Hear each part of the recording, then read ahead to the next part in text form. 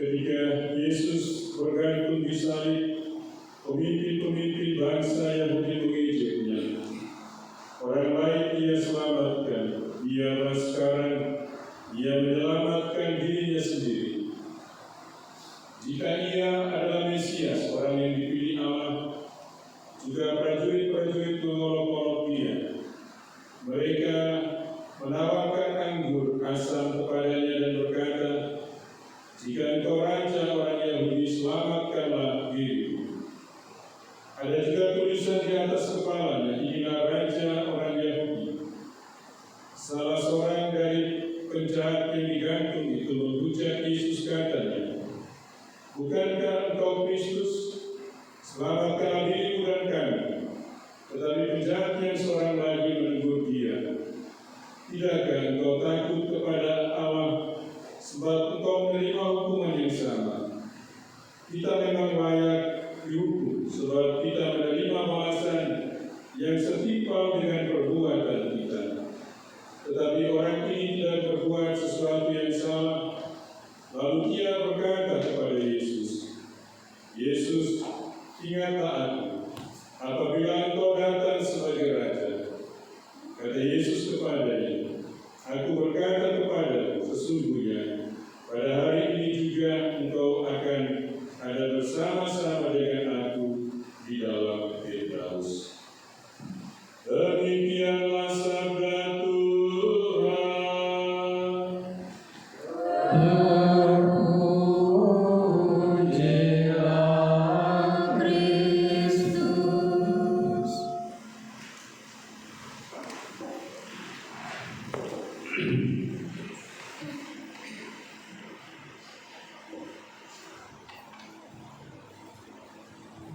Selamat ulang tahun untuk Romo PMS yang ke-60. Jadi ulang tahun ke-60 ini ulang tahun yang sangat spesial.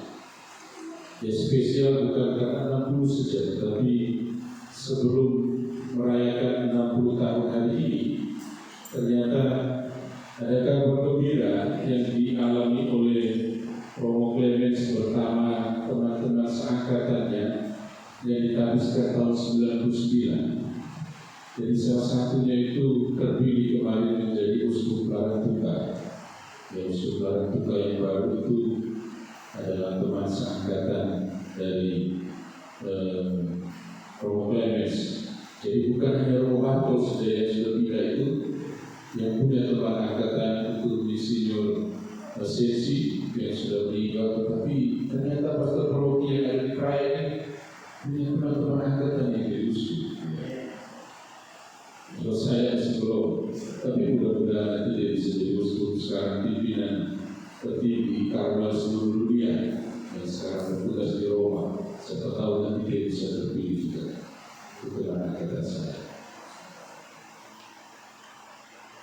Romo, Bapak Ibu Saudara-saudari umat beriman yang dikasihi oleh Tuhan kita Yesus Kristus, saya kemarin itu mencoba untuk membuat sebuah ilustrasi cerita, yang kemudian saya pikir ini ilustrasinya juga cocok sebagai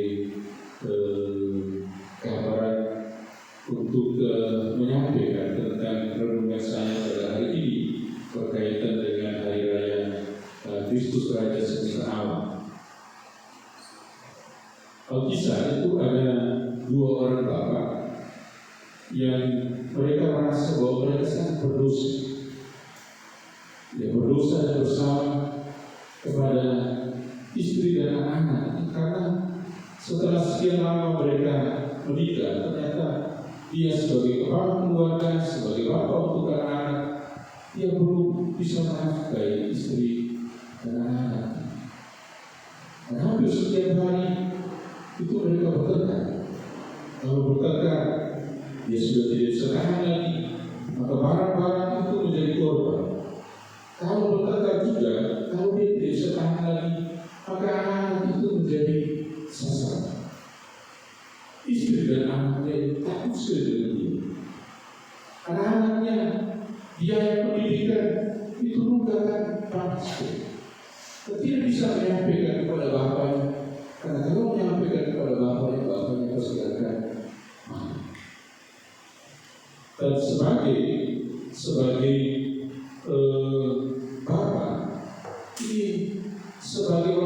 iman mereka berdua ini ternyata memang orang yang juga tidak terlalu mengikuti kegiatan-kegiatan di gereja atau kegiatan apa saja.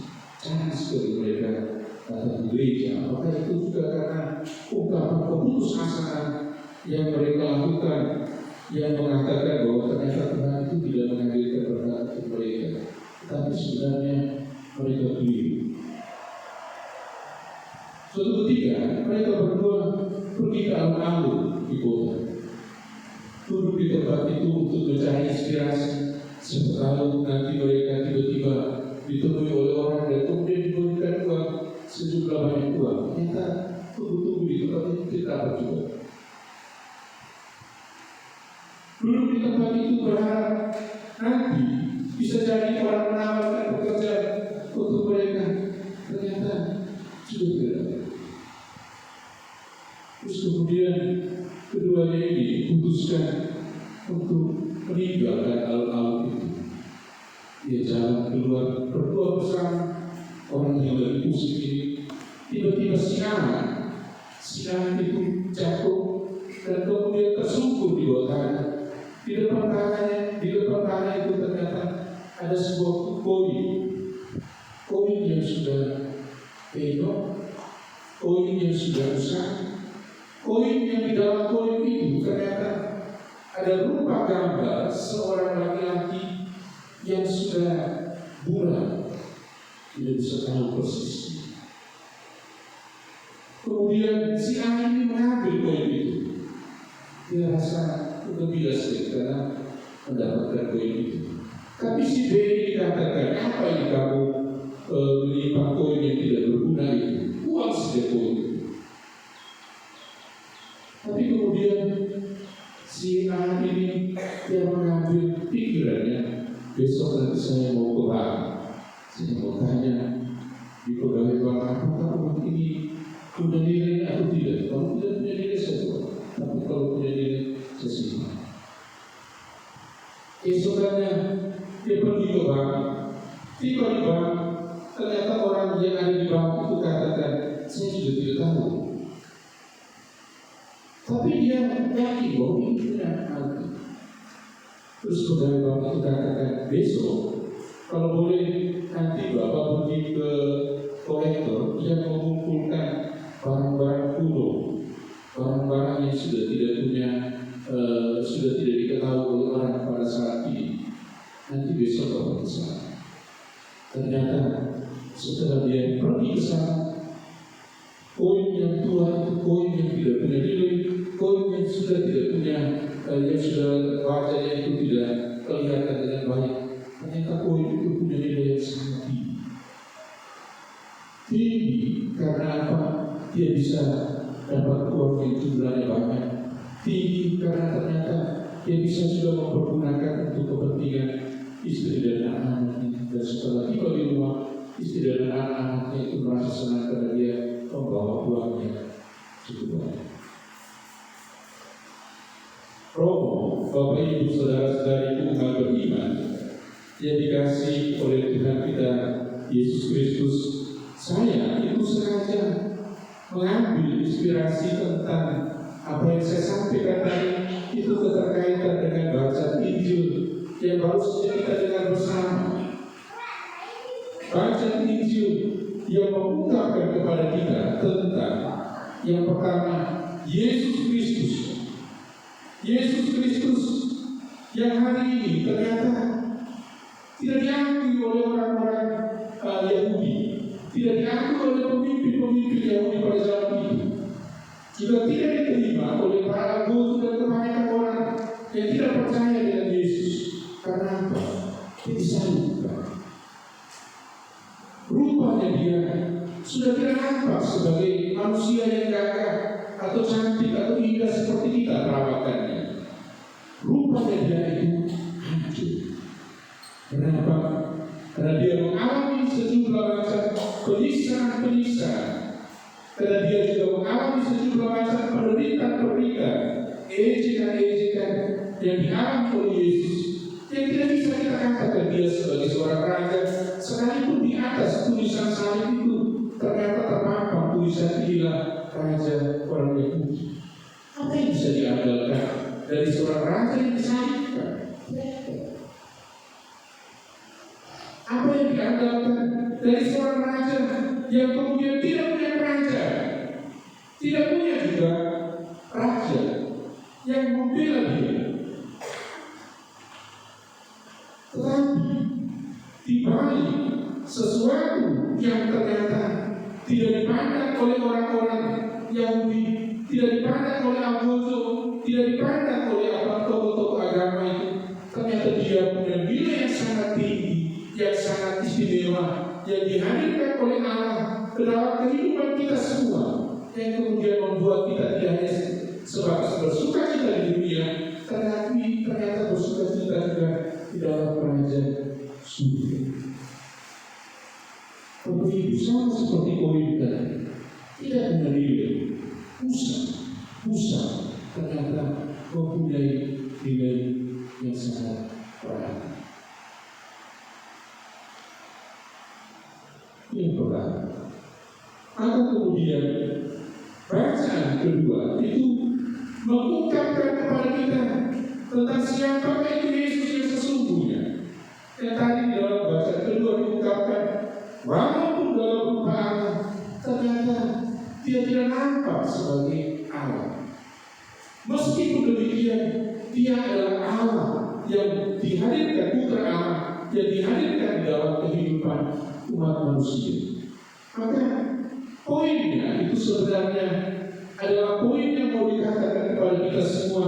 Kita semua harus punya pandangan yang berbeda seperti pandangan tokoh-tokoh agama Yahudi pada zaman itu, atau tokoh-tokoh masyarakat pada zaman itu yang menolak kehadiran Yesus, atau juga para Agozo yang tidak mengakui tentang siapa itu Yesus.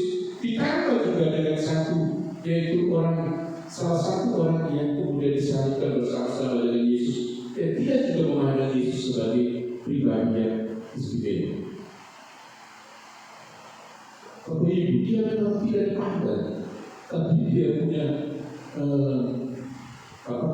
dia punya daya ilahi yang menyelamatkan, yang membantu kita dalam banyak hal supaya mengalami sukacita dalam kehidupan di dunia maupun juga kehidupan di surga.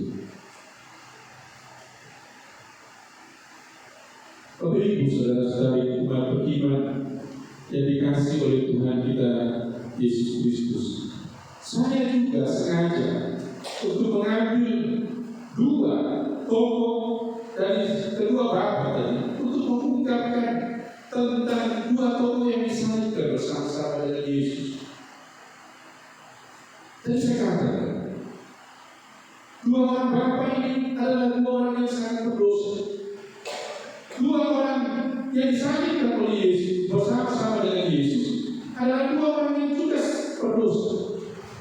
Tetapi untuk mengungkapkan kepada kita semua, tergantung di dalam kehidupan kita masing-masing, meskipun kita adalah orang-orang berdosa, tetapi oleh karena rahmat dari Allah yang Allah hadirkan di dalam kehidupan kita masing-masing, karena begitu besar cinta kasih Allah untuk kita semua, cinta yang menyelamatkan itu, maka Dia menghadirkan kepada kita putra dan Tuhan kita Yesus Kristus yang perlu kita kenali, yang perlu kita sadari kehadirannya, yang perlu kita rasakan daya ilahi yang menyelamatkan, membantu kita, menolong kita, melindungi kita, menghadirkan berkat untuk kita di dalam kehidupan kita masing-masing, yang membuat kita mengerti bahwa ternyata di dalam Allah, di dalam Yesus Kristus, di dalam Roh Kudus, di dalam Allah sebagai Bapa, ternyata kita semua itu sungguh-sungguh merasakan kehadiran cinta yang sejati, cinta yang menyelamatkan. Kalau itu adalah cinta yang menyelamatkan, maka kita semua harus ikuti. Jangan sampai kita tolak. Karena menolak dia berarti menolak rahmat atau menolak kasih yang besar yang dia berikan kepada kita di dalam kehidupan kita masing-masing. Karena demikian kita bisa katakan, Yesus Kristus adalah Raja yang dihadirkan di dalam kehidupan kita masing-masing.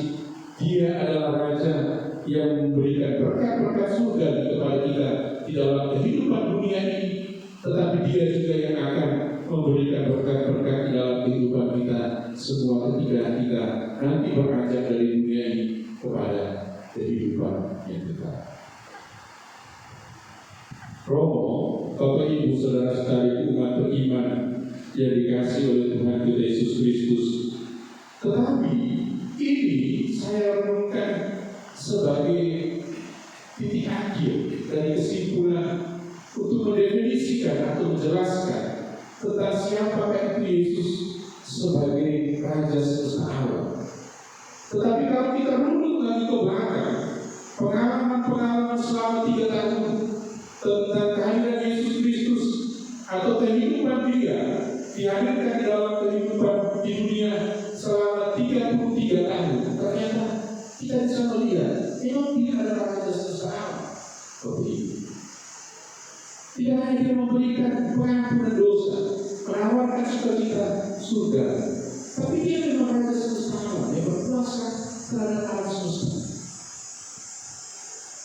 Dan itu Dia sudah tunjukkan sejak awal.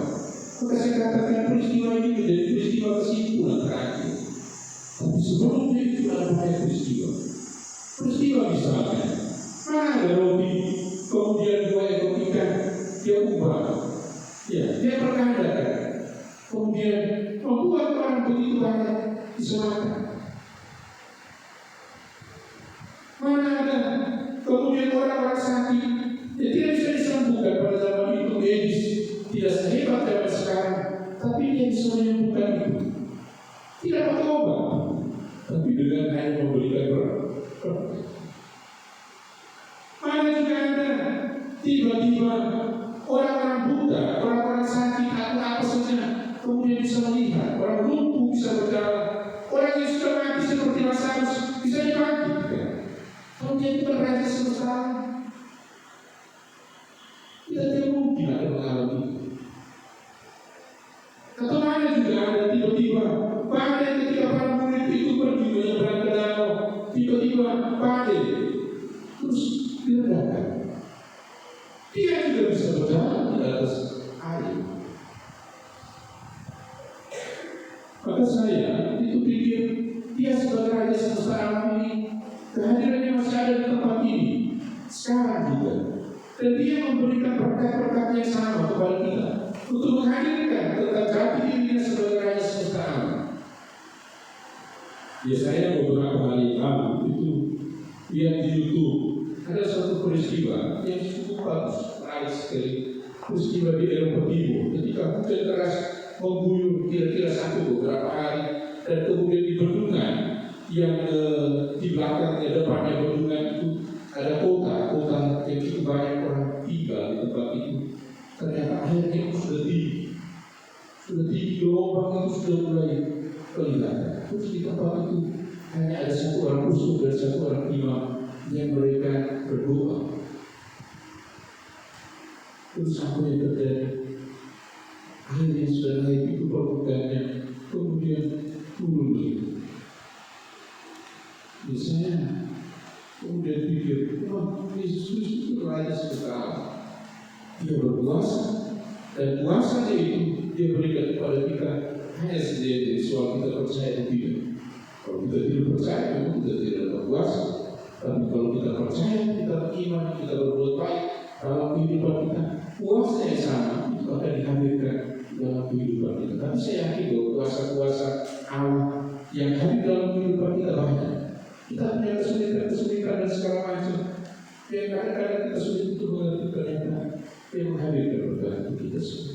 Maka Yesus Kristus adalah Raja semesta alam yang perlu kita ikuti, kita dengarkan, kita biarkan hidup kita dituntun oleh Dia, maka kemudian kita pasti akan mengalami keselamatan di dalam kehidupan kita, di dunia ini dan di akhirat.